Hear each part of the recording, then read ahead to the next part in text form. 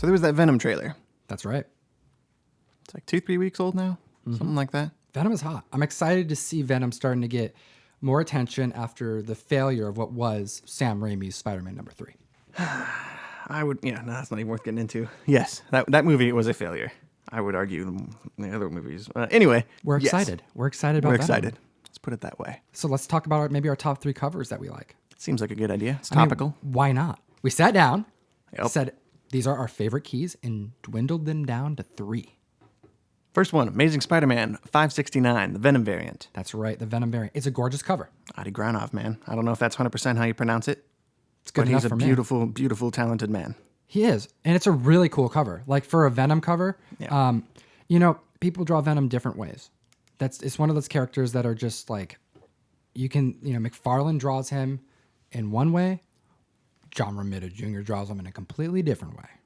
You can do it pretty realistic, or you can get real like abstract. artistic, abstract with the crazy tongue and spit flying everywhere. For this particular issue, I like this issue because one of two things. Well, first off, this is a key issue because it's the first appearance of Anti-Venom, and it's a variant. There's a number of variants of this issue.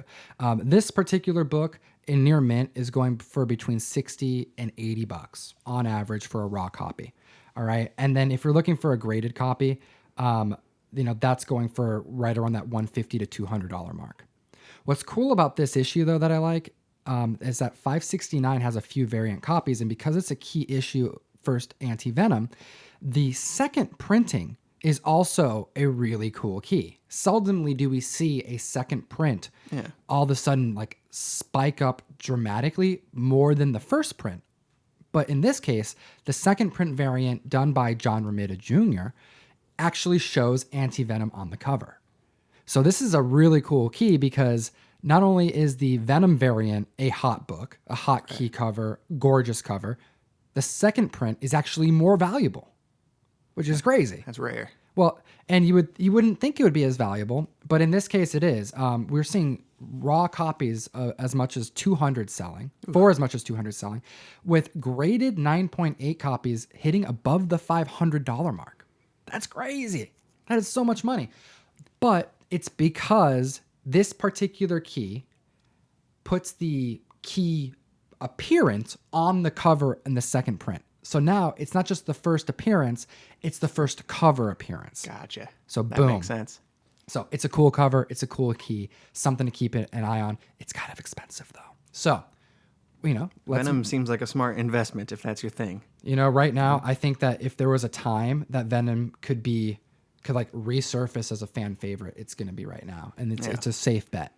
I know a bunch of people who've been stocking up on Spider-Man 300s, the first appearance of Venom, the full first appearance, for quite some time. Since Spider-Man 3, since before Spider-Man 3. And they were let down the first time, and I think this time they're going to be happy because that book, all these books are spiking. So what's our second book? I really liked Amazing Spider-Man 316. That's a very McFarlane old school cover. Oh yeah, It's a great cover too. you can tell. 316 is the first Venom cover, I believe. That's what I'm seeing here. Yep. Yes, it is? Mm-hmm. Okay. Well, that book right now is going for near mint, is also spiking $50 to $60. Wow. And that's another $250 to $300 comic book at a 9.8. And again, that's the movie. What about this cover do you like, Ryan? The McFarlane of it. Right? It pops. Like I really like the background too. Yeah, I like that McFarlane didn't rely. He could have gone really safe with this and just utilized negative space for the whole thing because Venom's a very dark character. But instead, he does these lines. Just the line work, the tedious line work that he does. It gives similar it to the web that he does as Spider-Man. Yeah, an energy, and then he makes it purple. Like it's just like really light purple in the background. Yeah. Gorgeous cover. It makes the brights of Spider-Man pop way more. Definitely. It almost looks blood red. I really enjoy it. My favorite thing though is the lack of 2-foot tongue. Yeah. I do not like Venom with a long tongue. You think it's just because it's early? I've heard McFarlane talk about the creation of Venom before. I mean, the idea wasn't his own to make this suit. They basically brought it to him and said, hey, this suit is going to become a new character, make it a new character.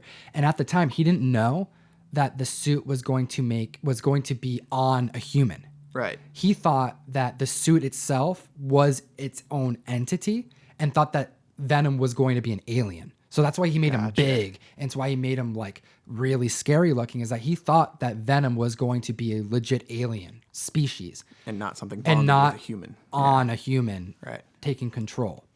So when you see him look like this, I think this is partially like, you know, he's an alien in McFarlane's head. So this is how an alien in his head aliens would look. Like, let's remove all humanity out of it. I'll take it. I could see an alien looking like that. Right. And then our third pick for the, It's a little out of left Venom. field, it felt like.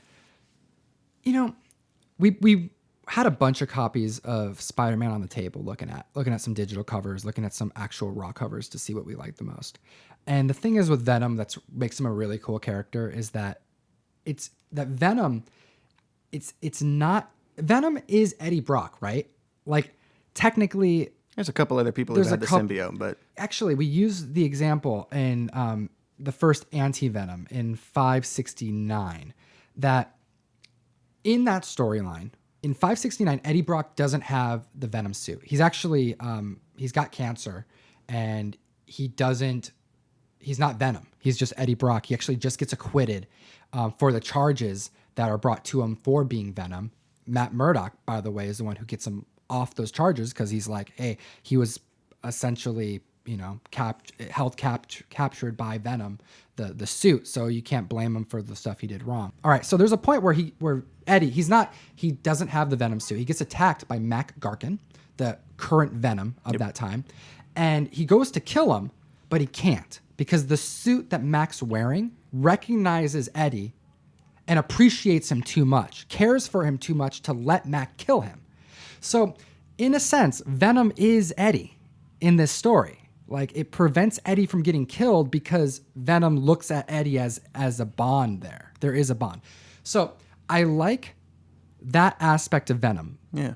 But Venom is this alien substance. It's the symbiote. And when you're looking at keys, you can't just look at Venom. And I wanted to pick a comic that didn't have Eddie Brock as Venom in particular, that actually had the black suit as the focus. Right. Okay. So yeah, it's a little out of left field, but it's still Venom. It's the same alien substance.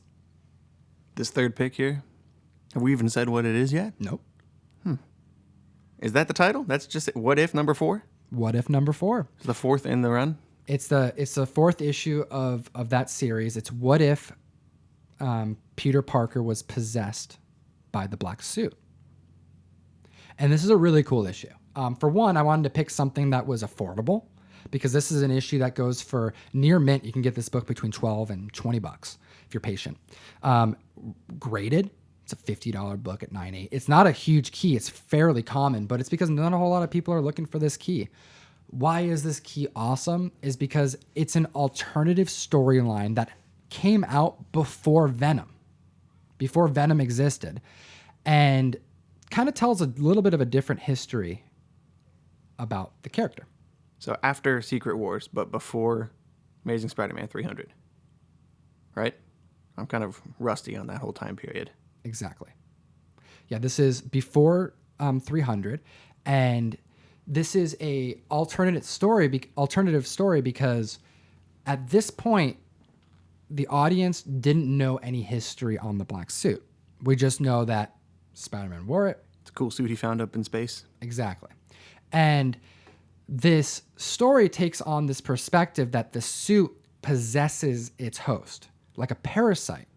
Very different than an alien just kind of using the host to ride along and to work at the same time. They have a symbiotic relationship. Exactly. Versus, Exactly. Yeah, just a parasite which sucks all the blood and the essence and then moves on to a new host, kind of. Exactly. So this is a story that came out before that describes the suit sucking the life out of Peter.